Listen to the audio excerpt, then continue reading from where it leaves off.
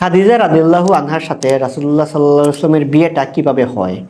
রাসূলুল্লাহর সাথে বিয়ের আগে খাদিজা রাদিয়াল্লাহু আনহার দুইটা বিয়ে হয় এবং ওনার প্রথম স্বামী ছিলেন আবু হালা হিন্দ ইবনে আব্বাস।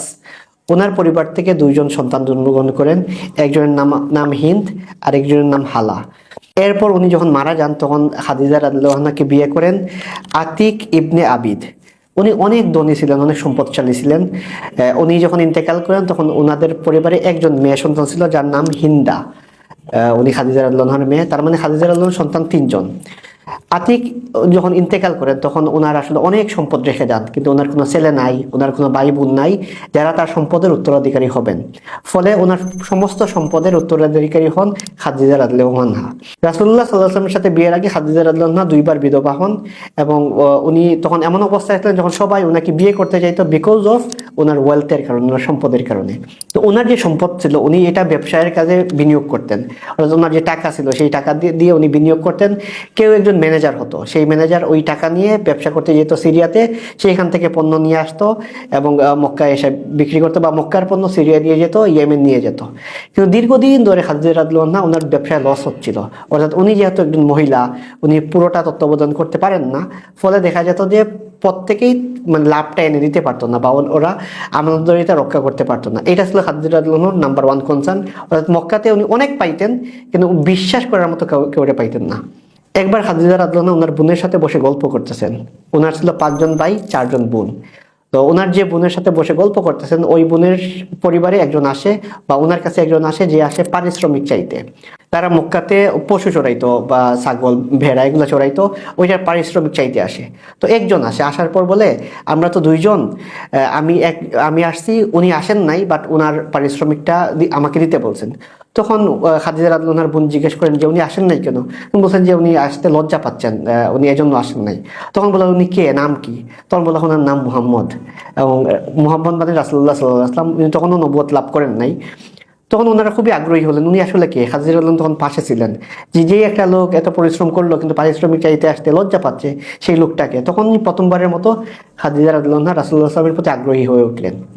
পরবর্তীতে যখন খোঁজ খবর নেন মুহাম্মদ সাল্লাল্লাহু আলাইহি ওয়াসাল্লাম একজন সত্যবাদী মানুষ, উনি এইরকম কাজ করেন, তখন উনি ওনাকে একটা প্রস্তাব দিলেন, তাহলে এক কাজ করেন, আপনি আমার ব্যবসায়িক পণ্যর দায়িত্ব নেন, আপনি তাহলে একবার সিরিয়া যান।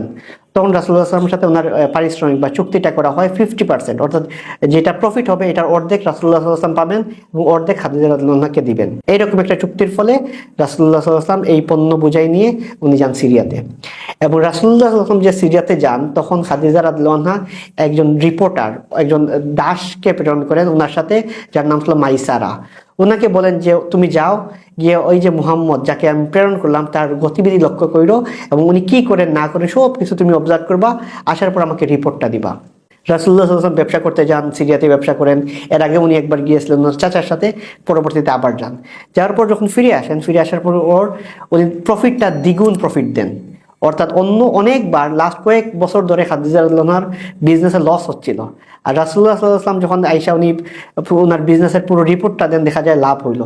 তখন খাদিজা রাদিয়াল্লাহু আনহা বেশ অবাক হলেন, কারণ এর আগে তো কেউ ওনাকে লাভটা দিত না, সবাই লাভটা নিজেই চুরি করতো, এটা নিজেরা বুক করতো। এইটা দেখে খাদিজা রাদিয়াল্লাহু আনহা মুগ্ধ হলেন যে একটা মানুষ সে ব্যবসা করছে, আমি জানি না কি হলো না হলো, সে এসে লাভটা দিচ্ছে। এটা একটা গুণ যেটা উনি ইমপ্রেসড হন। এবং তার অন্যতম কারণ ছিল, যদিও আমরা যদি বলি এখানে দুইটাই ব্যাপার, একটা হলো গিয়ে রাসূলুল্লাহ সাল্লাল্লাহু আলাইহি ওয়াসাল্লাম একজন ভালো ব্যবসায়ী ছিলেন যেখান থেকে উনি প্রফিট করে আসেন। সেকেন্ড হলো শুধু প্রফিট করে আসেন না, সেই প্রফিটের ভাগটা উনি খাদিজা রাদিয়াল্লাহু আনহার সাথে শেয়ার করেন। এবং এই দুইটা গুণের কারণে খাদিজা রাদিয়াল্লাহু আনহা বলেন যে এই মানুষটা আসলেই আমানতদার, বিশ্বস্ত। তখন ওনার প্রতি ওনার মুগ্ধতা আরো বাড়ে। তখন উনি যান ওনার যে ওয়ারাকা ইবনে নওফেল ওনার সাথে, যেটা আমরা দেখি নবুয়ত লাভের সময়ও উনি ওনার কাছে পরামর্শ করতে যান। গিয়ে বলেন এই আমার দাস এসে এটা ওনার ব্যাপারে রিপোর্ট দিল যে যখন উনি যাচ্ছিলেন তখন ওনাকে মানে মেঘমালা ছায়া দিচ্ছিল, এরকম অনেকগুলা ঘটনা বলেন এবং ওনার রিপোর্টটা এরকম। তখন ওয়ারাকা ইবনে নওফেল উনি বলেন আমরা আসলে একজন শেষ নবীর আগমনের অপেক্ষা করতেছি, তো আমাদের কাছে মনে হচ্ছে ওনার যতগুলো লক্ষণ তুমি বললা এগুলো যদি সত্য হয়ে থাকে উনি হয়তোবা শেষ নবী হতে পারেন। অর্থাৎ খাদিজা রাদিয়াল্লাহু আনহা শুধুমাত্র একজন ম্যানেজার হিসাবে রাসূলুল্লাহ সাল্লাল্লাহু আলাইহি ওয়াসাল্লামকে পছন্দ করেন নাই, ওনার আমানতদারিতায় মুগ্ধ হন, ওনার সততা সব কিছুতে উনি মুগ্ধ হন। মুগ্ধ হওয়ার পর উনি বুঝেন যে উনি হয়তোবা শেষ নবী হতেও পারতেন। আমরা জানি যে খাদিজা রাদিয়াল্লাহু আনহা প্রথম মুসলিম ছিলেন। রাসূলুল্লাহ সাল্লাল্লাহু আলাইহি ওয়াসাল্লাম যখন নবুয়ত লাভ করেন তখন সবার প্রথম খাদিজা ইসলাম গ্রহণ করেন। এই যে ইসলাম গ্রহণ করেন, ওনার আগেও কিন্তু একটা ওনার ধারণা ছিল রাসূলুল্লাহ সাল্লাম নবী হতে পারতেন। তার অন্যতম এক্সাম্পল এই যে মাইসারার যে রিপোর্টটা, সেই রিপোর্টটার মধ্যে ছিল। তখন খাদিজা রাদিয়াল্লাহু আনহা ওনার বান্ধবী ছিলেন নাফিসা বিনতে মুনাব্বি, ওনাকে বলেন যে আমার তো ওনাকে পছন্দ হয়েছে, তুমি কি আমার পক্ষে ঘটকালি করা, যে আমাদের সময় যেটা দেখি যে ম্যাচ মেকিং, ঘটকালি করা, এটা করতে পারবা কিনা? তখন নাফিসা উনি কনভিন্সড হন, ঠিক আছে আমি ট্রাই করে দেখি। নাফিসা গেলেন রাসূলুল্লাহ সাল্লাল্লাহু আলাইহি ওয়াসাল্লামের কাছে, গিয়ে জিজ্ঞেস করলেন যে তখন তো রাসূলুল্লাহ সাল্লাম তখন নবী ছিলেন না, তখন বললেন যে আপনি বিয়ে করতেছেন না কেন? তখন রাসূলুল্লাহ সাল্লাল্লাহু আলাইহি ওয়াসাল্লাম বললেন যে আমাকে বিয়ে করবে কে? অর্থাৎ উনি তখনও আসলে বলতে গেলে ইয়াতিম, এবং উনার আসলে ওই রকম ভাবে উনি ফিনান্সিয়ালি ফ্রিডম না, বা বিয়ে করার মতো অবস্থায় না। তখন বললেন যে যদি খাদিজা আপনাকে বিয়ে করে, তখন রাসূলুল্লাহ সাল্লাল্লাহু আলাইহি ওয়াসাল্লাম একটু অবাক হলেন যে খাদিজা, উনি আমাকে বিয়ে করবেন? তখন বললেন যে ঠিক আছে আমি একটু কথা বলে দেখি না কেন।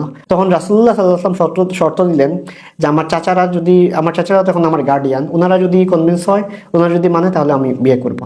তখন নাফিসা প্রস্তাব নিয়ে গেলেন রাসূলুল্লাহ সাল্লাল্লাহু আলাইহি ওয়াসাল্লামের চাচার কাছে, তারা সবাই রাজি হলো এবং এই বিয়েটা হয়। বলা হয় থেকে ওই যে বিজনেস সফরটা ছিল, এই বিজনেস সফরের 3 মাস পর এই বিয়েটা হয়। অর্থাৎ বসরা থেকে রাসূলুল্লাহ সাল্লাল্লাহু আলাইহি ওয়াসাল্লাম যখন এই পণ্য বুঝাইটা নিয়ে আসেন, প্রফিট হয়, তারপর এই এই 3টা মাস খাদিজা রাদিয়াল্লাহু আনহা রাসূলুল্লাহ সাল্লাল্লাহু আলাইহি ওয়াসাল্লামের চরিত্র বিশ্লেষণ থেকে শুরু করে সবকিছু করেন, খোঁজখবর নেন, নেওয়ার পর বিয়ের প্রস্তাবটা দেন এবং এই বিয়েটা হয়। এই বিয়েটা পড়ান আমর ইবনে আসাদ, যিনি ছিলেন খাদিজা রাদিয়াল্লাহু আনহার চাচা। আর ওইদিকে হলো গিয়ে বিয়ের খুতবাটা পড়েন আবু তালিব, যিনি ছিলেন রাসূলুল্লাহ সাল্লাল্লাহু আলাইহি ওয়াসাল্লামের চাচা। এই দুজনের সম্মতিতে পরবর্তীতে বিয়েটা হয়। এবং আমরা একটা কমন একটা জিনিস জানি যে রাসূলুল্লাহ সাল্লাল্লাহু আলাইহি ওয়াসাল্লামের বয়স ছিল 25 বছর, খাদিজা রাদিয়াল্লাহু আনহার বয়স ছিল 40 বছর। কিন্তু ইতিহাসবিদদের মতে এখানে কিছু দ্বিমত আছে। কিরকম? রাসূলুল্লাহ সাল্লাল্লাহু আলাইহি ওয়াসাল্লামের 25 বছর ছিল, এটা সবাই স্বীকার করেন, কিন্তু খাদিজা রাদিয়াল্লাহু আনহার 40 বছর ছিল কিনা, এটা নিয়ে কয়েকটা মত পাওয়া যায়। ওয়াকিদির মতে খাদিজা রাদিয়াল্লাহু আনহার বয়স ছিল 40 বছর। অন্যদিকে বাইহাকি, ইবনে হিশাম, ইবনে ইসাকের মতে খাদিজা রাদিয়াল্লাহু আনহার বয়স ছিল তখন 28 বছর।